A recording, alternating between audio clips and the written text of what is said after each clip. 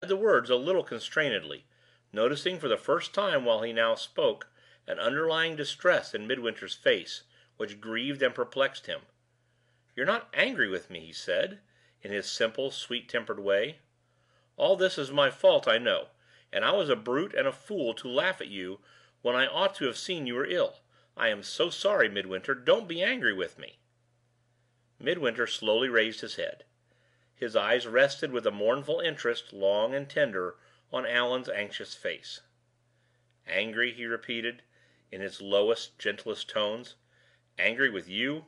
Oh, my poor boy, were you to blame for being kind to me when I was ill in the old West Country inn? And was I to blame for feeling your kindness thankfully? Was it our fault that we never doubted each other, and never knew that we were traveling together blindfold on the way that was to lead us here? The cruel time is coming, Allan, when we shall rue the day we ever met. Shake hands, brother, on the edge of the precipice. Shake hands while we are brothers still." Allan turned away quickly, convinced that his mind had not yet recovered from the shock of the fainting fit. "Don't forget the whisky," he said cheerfully, as he sprang into the rigging and mounted to the mizzen top.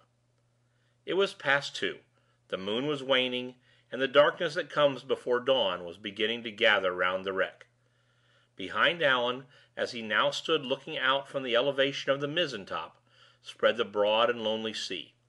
Before him were the low, black, lurking rocks, and the broken waters of the channel, pouring white and angry into the vast calm of the westward ocean beyond. On the right hand, heaved back grandly from the waterside, were the rocks and precipices, with their little tablelands of grass between, the sloping downs and upward-rolling heath solitudes of the Isle of Man. On the left hand rose the craggy sides of the islet of the Calf, here rent wildly into deep black chasms, there lying low under long sweeping acclivities of grass and heath. No sound rose, no light was visible on either shore. The black lines of the topmost masts of the wreck looked shadowy and faint in the darkening mystery of the sky. The land breeze had dropped. The small shoreward waves fell noiseless, far or near. No sound was audible but the cheerless bubbling of the broken water ahead, pouring through the awful hush of silence in which earth and ocean waited for the coming day. Even Allan's careless nature felt the solemn influence of the time. The sound of his own voice startled him when he looked down and hailed his friend on deck. "I think I see one house," he said. "Here away on the mainland to the right." He looked again, to make sure, at a dim little patch of white, with faint white lines behind it, nestling low in a grassy hollow on the main island. "It looks like a stone house and enclosure," he resumed. "I'll hail it on the chance." He passed his arm round a rope to steady himself, made a speaking trumpet of his hands, and suddenly dropped them again without uttering a sound. "It's so awfully quiet," he whispered to himself. "I'm half afraid to call out." He looked down again on deck. "I shan't startle you, Midwinter, shall I?" he said, with an uneasy laugh. He looked once more at the faint white object in the grassy hollow. "It won't do to have come up here for nothing," he thought, and made a speaking trumpet of his hands again. This time he gave the hail with the whole power of his lungs. "On shore there!" he shouted, turning his face to the main island. "Ahoy, hoy, hoy!" The last echoes of his voice died away and were lost. No sound answered him but the cheerless bubbling of the broken water ahead. He looked down again at his friend, and saw the dark figure of Midwinter rise erect and pace the deck backward and forward, never disappearing out of sight of the cabin when it retired toward the bows of the wreck, and never passing beyond the cabin when it returned toward the stern. "He is impatient to get away," thought Allan. "I'll try again." He hailed the land once more, and, taught by previous experience, pitched his voice in its highest key.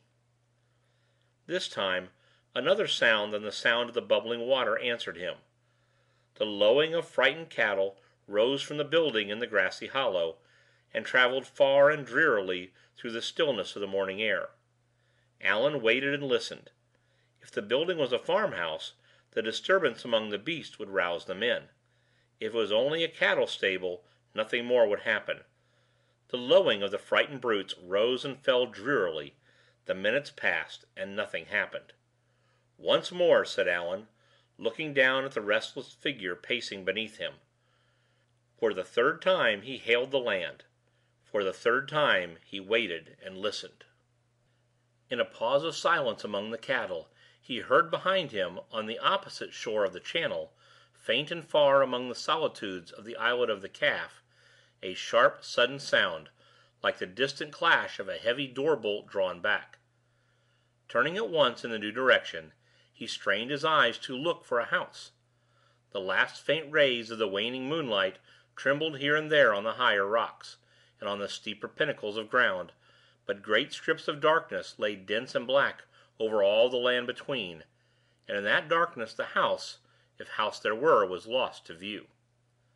"I have roused somebody at last," Allan called out encouragingly to Midwinter, still walking to and fro on the deck, strangely indifferent to all that was passing above and beyond him.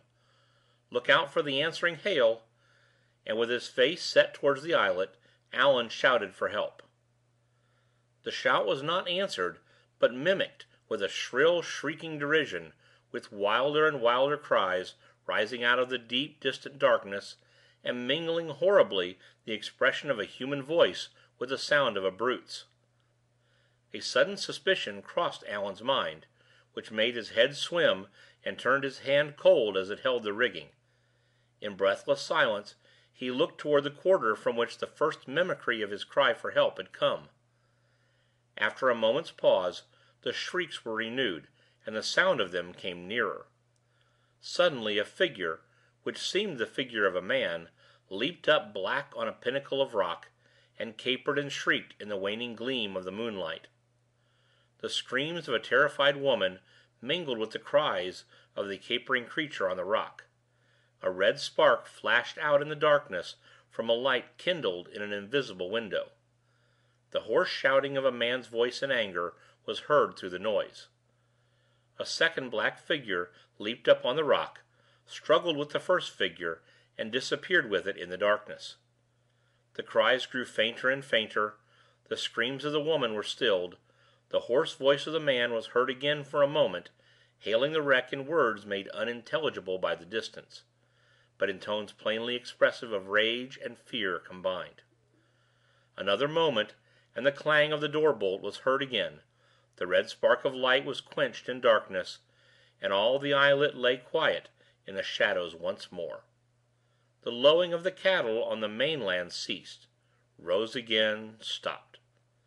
Then, cold and cheerless as ever, the eternal bubbling of the broken water welled up through the great gap of silence. The one sound left, as the mysterious stillness of the hour felt like a mantle from the heavens, and closed over the wreck.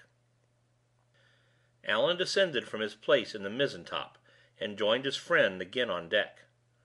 "We must wait till the ship-breakers come off to their work," he said, meeting Midwinter half-way in the course of his restless walk.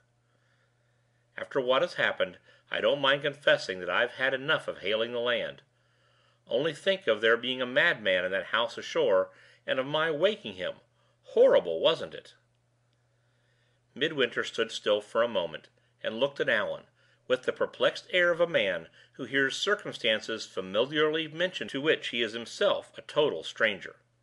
He appeared, if such a thing had been possible, to have passed over entirely without notice all that had just happened on the islet of the Calf. "Nothing is horrible out of this ship," he said. "Everything is horrible in it." Answering in those strange words, he turned away again, and went on with his walk. Allan picked up the flask of whiskey lying on the deck near him, and revived his spirits with a dram. "Here's one thing on board that isn't horrible," he retorted briskly, as he screwed on the stopper of the flask. "And here's another," he added, as he took a cigar from his case and lit it. 3 o'clock," he went on, looking at his watch, and settling himself comfortably on deck with his back against the bulwark. "Daybreak isn't far off. We shall have the piping of the birds to cheer us up before long. I say, Midwinter, you seem to have quite got over that unlucky fainting fit. How do you keep walking? Come here and have a cigar, and make yourself comfortable. What's the good of tramping backward and forward in that restless way?